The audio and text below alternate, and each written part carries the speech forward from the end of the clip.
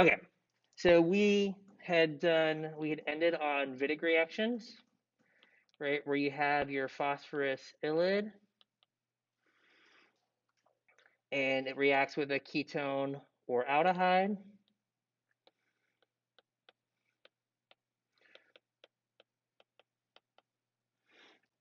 Right? And we make double bonds from this. All right, so when you have an aldehyde and an ylide that only has one substituent on it, you get a cis double bond, always, always, always. So you always get a cis double bond.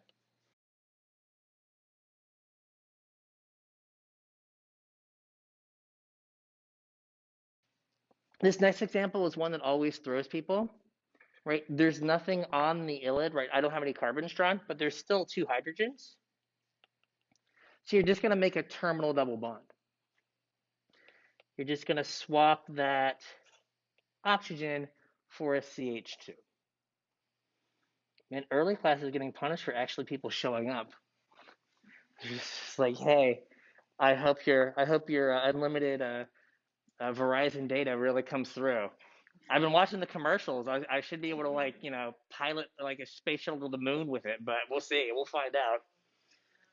I need 5G, baby. Get me 5G in the area. That's gonna save my life. All right. So we had talked about, where do ilids come from, right? So you can just buy ilids, but we've got to make them. They don't just like fall out of trees or, again, the stork, which I fell down a rabbit hole. If you go watch the last like 10 seconds of the video from Monday, I like put goggles on the GIF of a stork. Like there's a whole animated thing where I have a chemistry stork. It took me like an hour to paste 100 pair of goggles on each picture of a GIF, but it looks pretty all right. Right. So where do these ilids come from? Right. So, right, if we go back a step, so we go back to what comes before this, we just have our phosphorus that has four bonds, it has a positive charge, and it'll usually have, well, it will have a halide as a counterion. Right? This compound comes from triphenylphosphine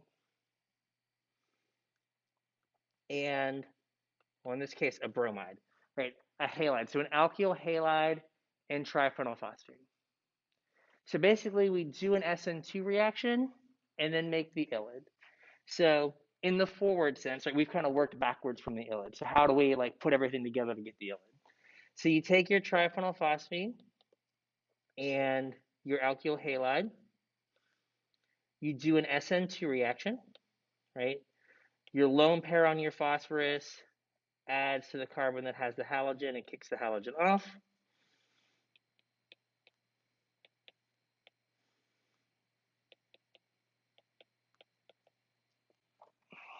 Right? Now, the difference between what we have here, which is called a, make sure I spell this right, phosphonium salt, right? So the way we get from the phosphonium salt to the ylide is we have to add base. So the difference is there's an extra hydrogen, right? So I've got to remove one of these two hydrogens from the carbon bonded to the phosphorus to make my carbon phosphorus double bond. So we'll add base. So bases that get used here are things like sodium hydride and lithium. You can use like hydroxide bases sometimes as well, so like sodium hydroxide, things like that. And then that is going to give us our ylide. Right, and if you look at it, it kind of makes sense. Right, if you look at the resonance structure, oops, might have to put a phosphorus there. We have phosphorus plus and a carbon minus, because right, our base, well, we use like generic B minus here, right? It grabs a hydrogen and pushes electrons onto that carbon. right? That gives us our negatively charged carbon of our ylide. So whenever you see an ylide, you can think, okay,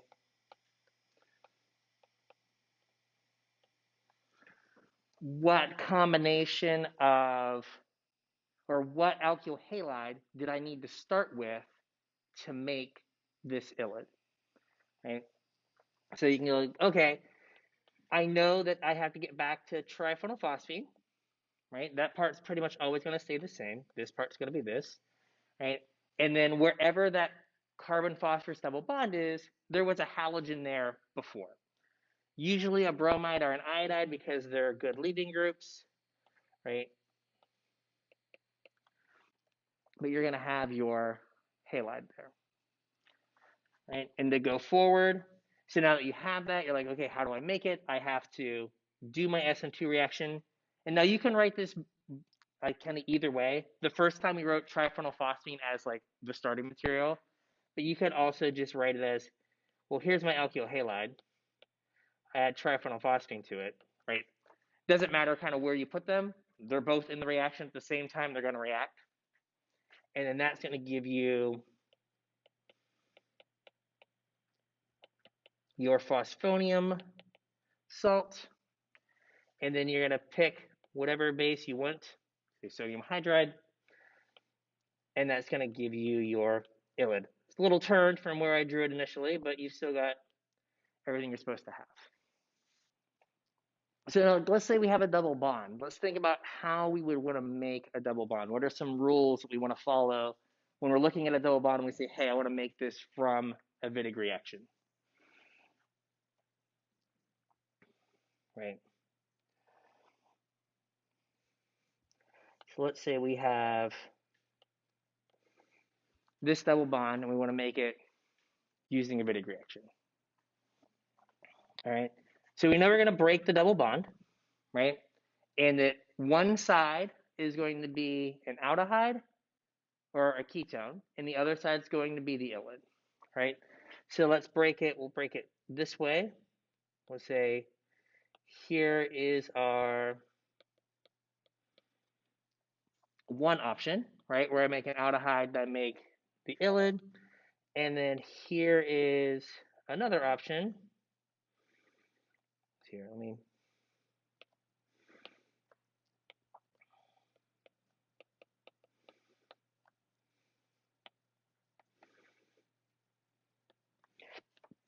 Right, I can make both of these ylides. I can make get both of these carbonyls. How do I know which one I should use? Right.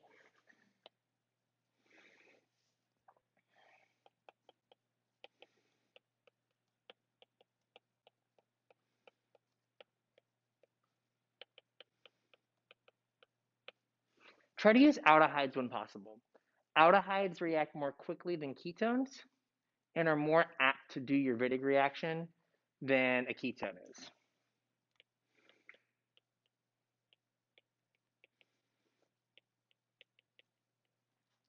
So if you looked at this double bond, you would say, hey, I want to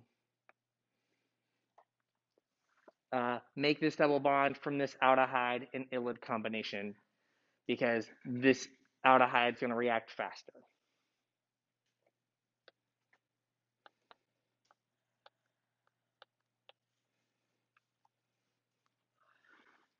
Right, so what combination, what two compounds would I want to use to make this? Again, we know we're going to break it at the double bond, and we're going to want to try to have it react so that we use the aldehyde. So we're going to say, here's my aldehyde, right? Other side is my, is my ylide. Right? And then you can go back a step further and go, all right, where's my ylide going to come from? My ylide's going to come from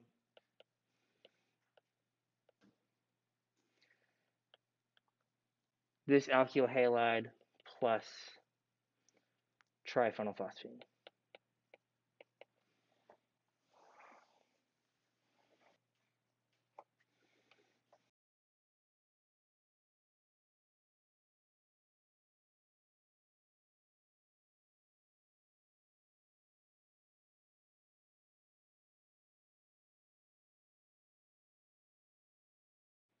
if we make it through this whole class, can I get one of those commercials where like the big Verizon things behind me?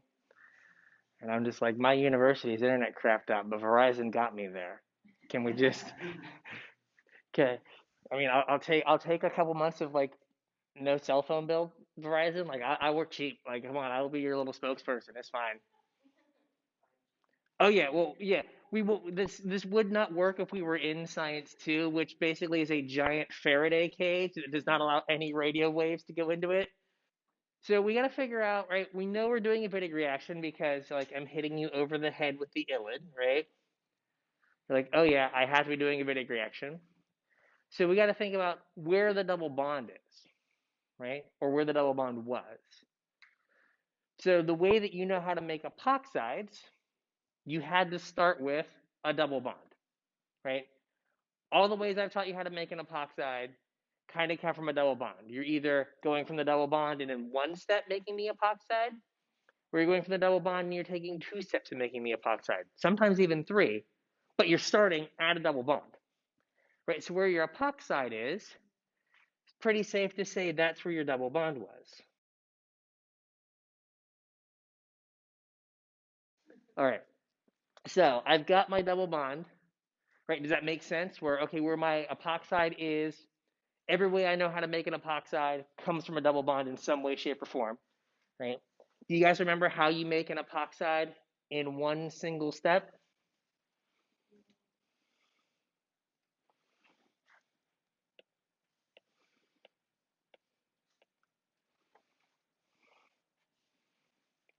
Five letters, one of them is lowercase. Not KM04. That makes dials. MCPBA. MCPBA. People on Zoom jumping in, Verizon, bringing people together. This is amazing. Like it is just like being on like a FaceTime. I can talk on FaceTime. It's great. The M is lowercase. It's if you make the M upper, if you were to make the M uppercase on an exam, I've got bigger fish to fry. Like I'd be like, you got the spirit right. It's fine. It's fine. I'm not gonna be like, no, thank you. I'm the English professor here. Right. So MCPBA, that goes from um, double bond directly to epoxide. Right. So now we know what our illet is, right? I've got my little orange box around it, or a little orange bracket. So now we've got to find the carbonyl compound, right? So you can just count off really 1, 2, 3, 4. So we're going to have 4 carbons in a straight chain.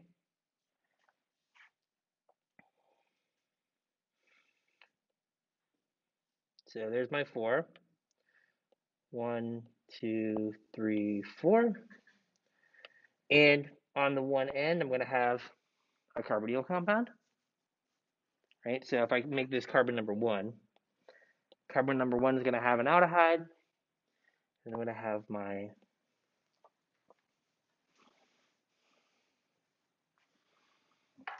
that makes sense, right? So you're just going to split your double bond in half. You know which side is going to be the illid already because you have the illid. So you're just going to make sure you have the right number of carbons for your aldehyde, right? And then we're just going to take this, go back a step to the phosphonium salt,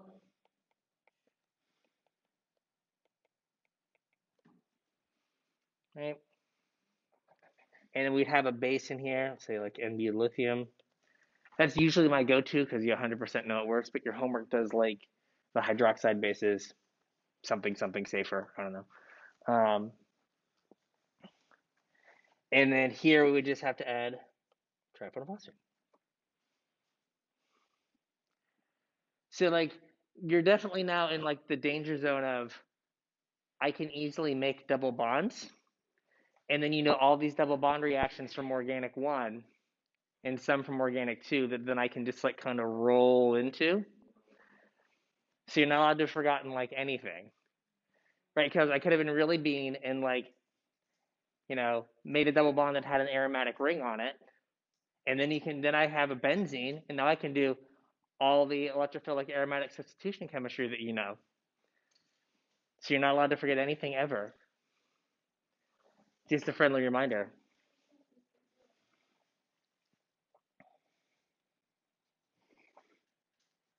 So do we feel good with like Wittigs? Like if you see a double bond, you think you can break it apart and know like figure out okay, find the aldehyde, where what alkyl halide did I use? Seem reasonable? All right. Okay.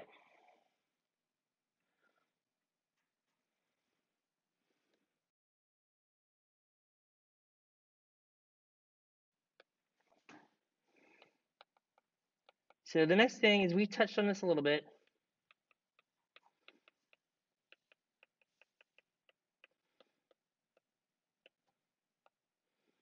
So I'm going to talk about synthesis with protecting groups. We touched on this with acetals. I kind of want to go through kind of a more extensive list of our protecting groups and kind of show why they're important and how they get used and whatnot. All right. So kind of the reason that we need protecting groups is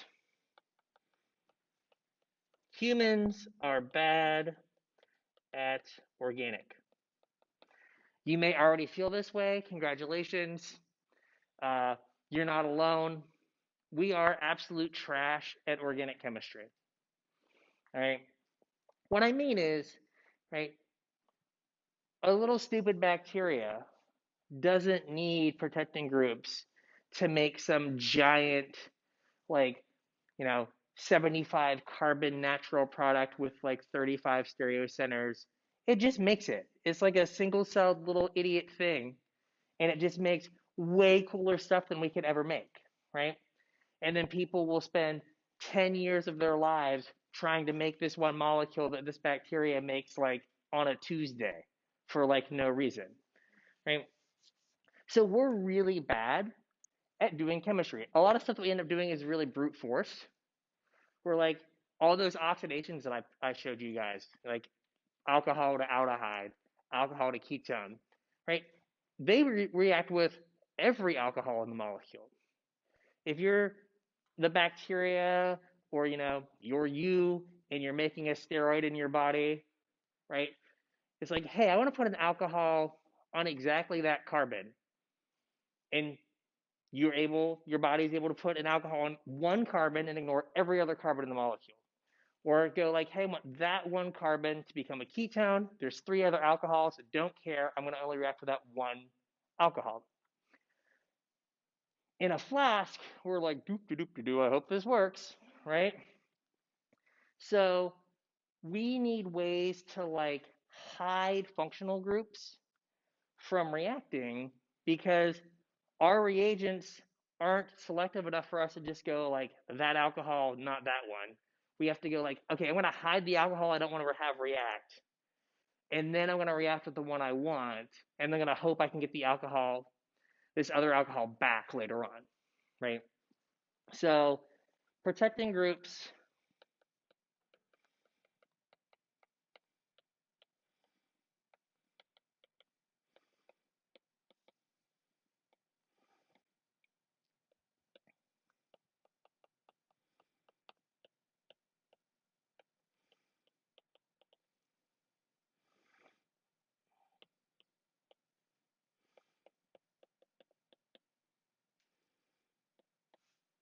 So protecting groups just let us hide functional groups from reacting.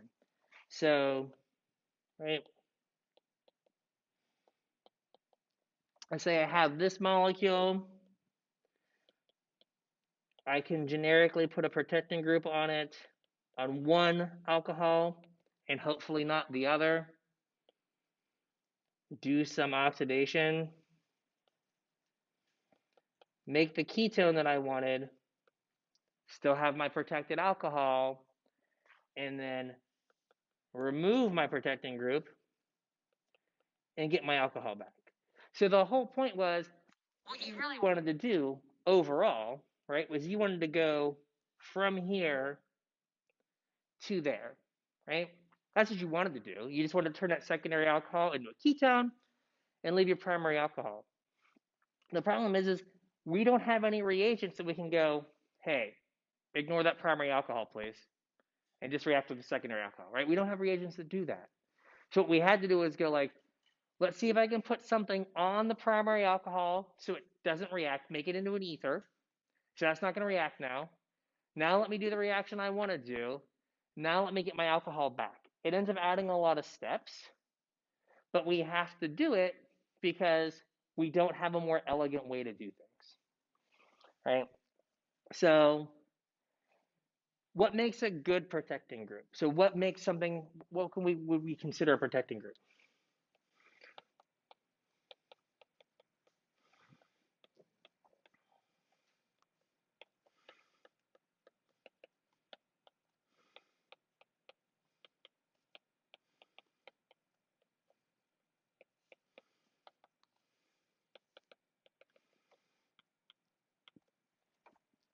So protecting groups need to be easy to put on and then they need to be easy to take off, right? In the example we just drew, I ended up adding 2 extra steps to my synthesis, right? I had to add a step to put the protecting group on, and I had to add a step to take the protecting group off, right? If putting the protecting group on and taking it off, if those are both low yield, I'm going to lose a ton of my material and not actually really accomplish anything, right? I don't like make the molecule any more complicated. I don't add carbons. I'm just like hide an alcohol, get the alcohol back. Like I don't really go anywhere. I'm just spinning my wheels. And if that's like a 50% yield for each of those steps, I lose 3/4 of my material doing nothing, right? So ideally, protecting group goes on close to 100% yield. Protecting group comes off close to 100% yield. So they need to be easy to put on, easy to take off, right? So we already talked about one functional group that we can use as a protecting group, right? And that was acetals.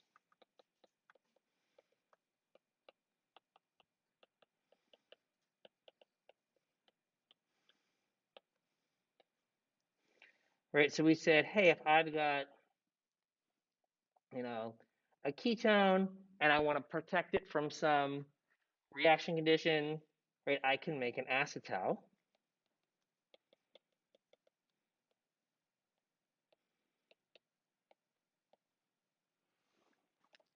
Right? The acetal doesn't react with the same things that a ketone does, right? Doesn't react with Grignard reagents, doesn't react with base, right? And then later on, right, I could do some reaction, right? Some fancy does not exist reaction, and I could put an aromatic ring, right? I could put a benzene over here, let's say. And then I can do like, okay, now I'm going to take off my acetone. I just need to use water and some acid. And I get my ketone back. Great. Right. So acetals are going to let us hide carbonyls from reaction conditions that may otherwise react with them and then get that carbonyl back. What's really nice is, this is the example I showed you before, is, right, let's say you have a molecule that has both a ketone and an aldehyde. And you want to somehow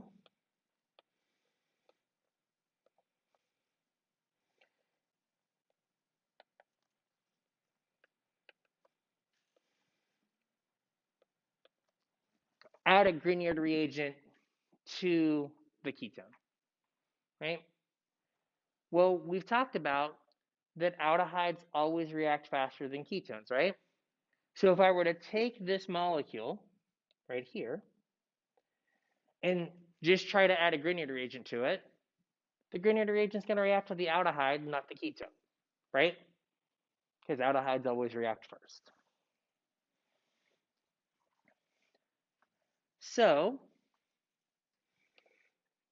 what we can do instead is we can protect the aldehyde. We can hide it because, again, aldehydes are always going to react first. So I can take this molecule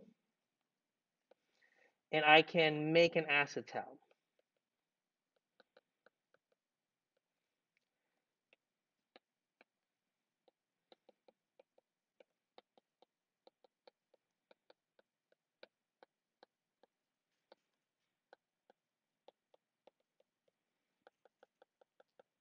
Our acetal protecting groups are often cyclic. We oftentimes will use the diols to make our acetal protecting groups.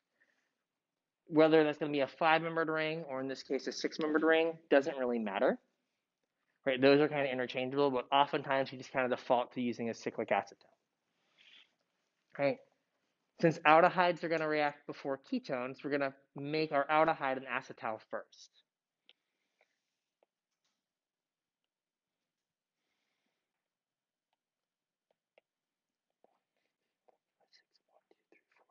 Oh, nope, we lost the carbon. Let's fix it. Let's fix it. There we go. 1, 2, 3, 4, 5, 6. Cool.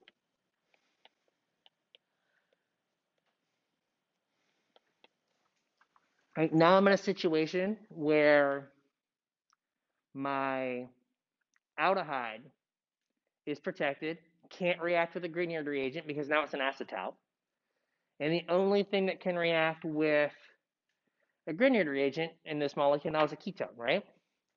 So I need to add that group to the ketone. So how many carbons is that?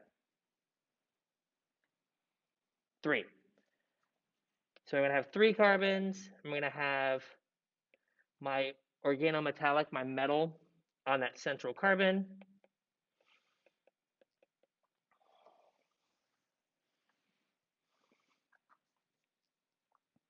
And now that's going to only be able to add to the ketone. So then I can get to most of what I want. Right?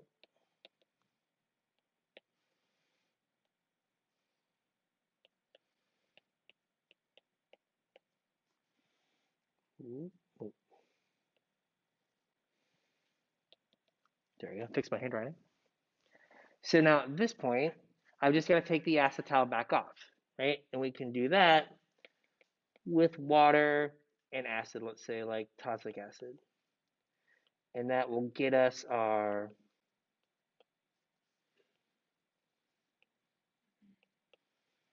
aldehyde back and leave us with our alcohol. So that's one example. So what are other times that we would have to use a protecting group, right? Another thing that protecting groups let us do is protecting groups allow incompatible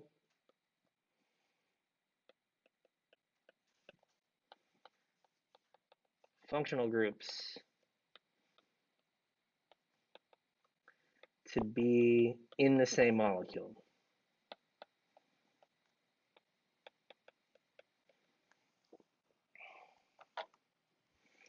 Right? So let's say you wanted to have a molecule that had a Grignard and a ketone in it at the same time. Well, as a general rule, Grignards and ketones, I actually use letters, I'll try. Ketone slash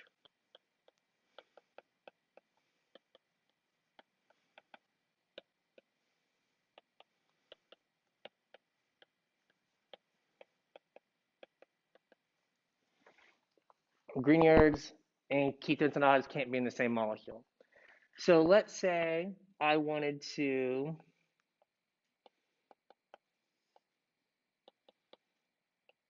end up with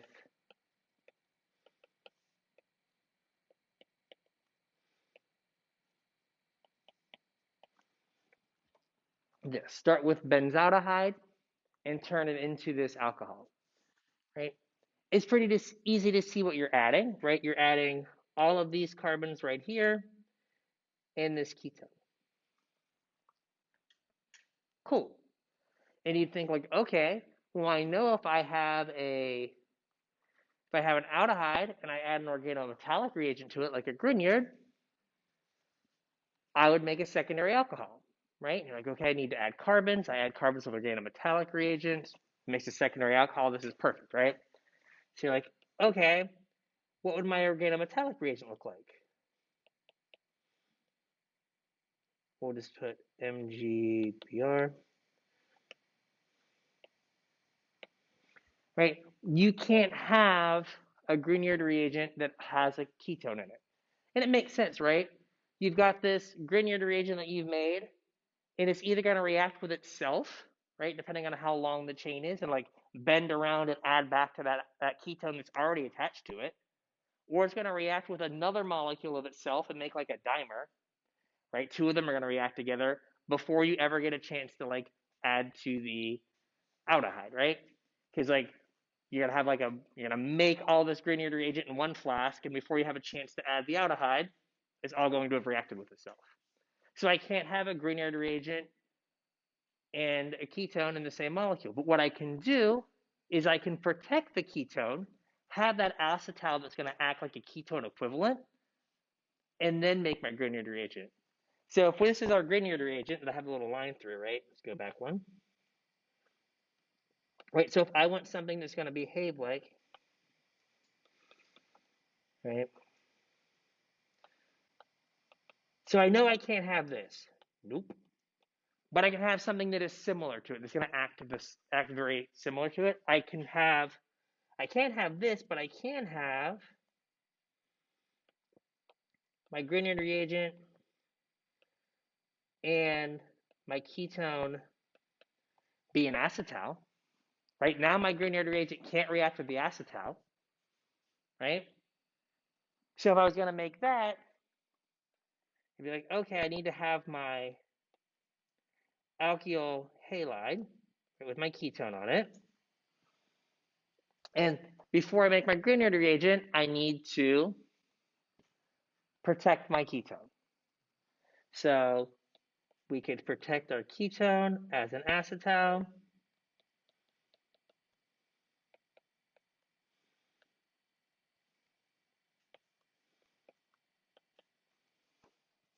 And then make my Grignard reagent, so add my magnesium.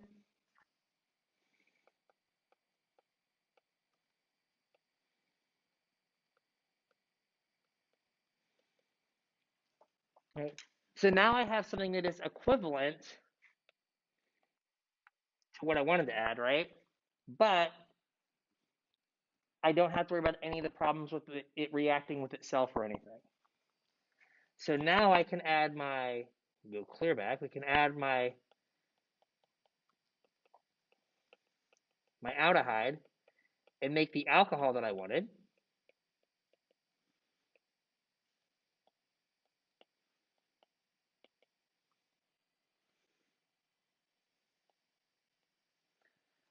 And now all I have to do is remove my acetal and I get that ketone that I wanted. So I have to do a little bit of extra work, right? I have to protect my ketone and then remove the protecting group. But in the end, I get the compound that I wanted to make.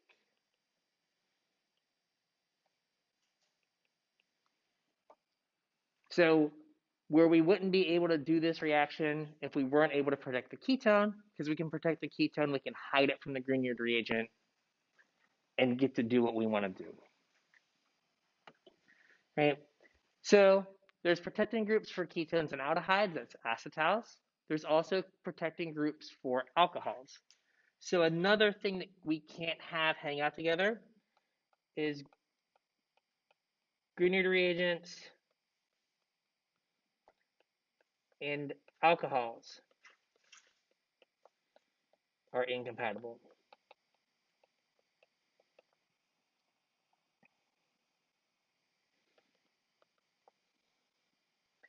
Right? And this makes sense if you remember Grignard reagents are a strong base. Alcohols are a weak acid. If you mix a strong base and a weak acid together, you do like the fastest reaction in chemistry, which is an acid-base reaction.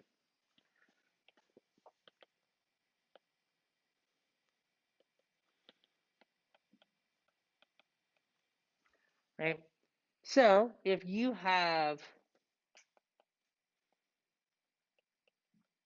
this alcohol and you want to add a Grignard reagent to it, your Grignard reagent dies, right? Your Grignard reagent acts as a base and removes the proton from the alcohol before you ever have a chance to add to the ketone, right? So you add your one equivalent of Grignard reagent, it pulls the proton off of your alcohol, and that's all it does. So in the end, right, you will make, well, not in the end, you will make this,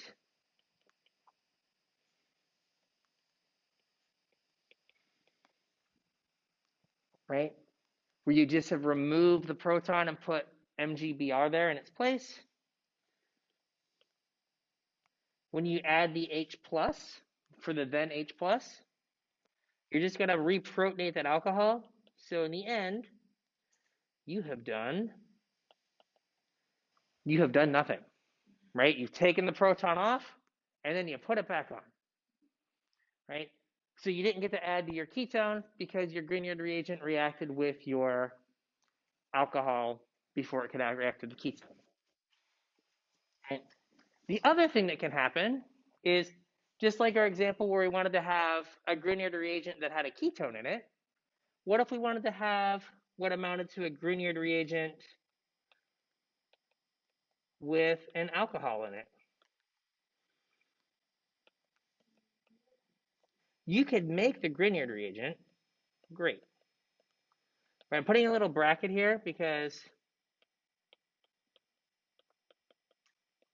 this is going to be short-lived, right? As soon as you make that Grignard reagent, it's going to go like, dude, there's an alcohol I can react with just over here. And it's going to do the same thing we saw before.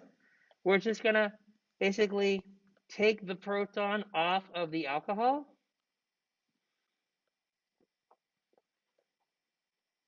right? And just act as a base, right? I've got the acid on this side. I've got the base over here. They're just going to react with each other, right? I'm never going to have a chance to add a ketone or aldehyde for my Grignard reagent to react with because it's going to not be a Grignard reagent as soon as I make it. I'm going to make it, it's going to react with itself, right? So I've got to have some way to hide alcohols, right? So they can't act as acids. So the protecting group for alcohols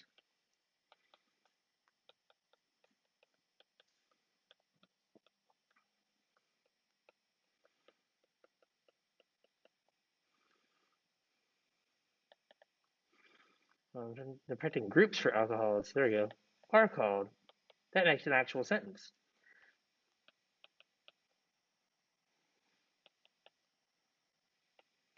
Are called sialoethers. So you've got your carbon side, we're going to say that's R, that's our carbon chain. Then we have our oxygen, and then the other side of the oxygen has a silicon on it that has some number of carbon groups on it. So it's got 3 other carbon groups. So it could be something as simple like this, where you've got a silicon with then 3 R groups on it. The question was, does the silicon always have 3 carbon groups on it? They always have 3.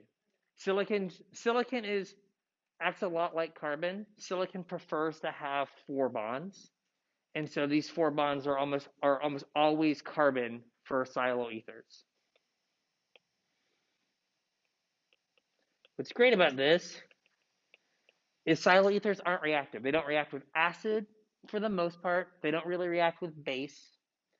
They're pretty inert to most of the reaction conditions that we want to use. So kind of our stock Grignard reaction, they don't react with Grignard reagents. So we're going to go through all the different types of sialoprotecting groups and how you make them and how you take them off next time.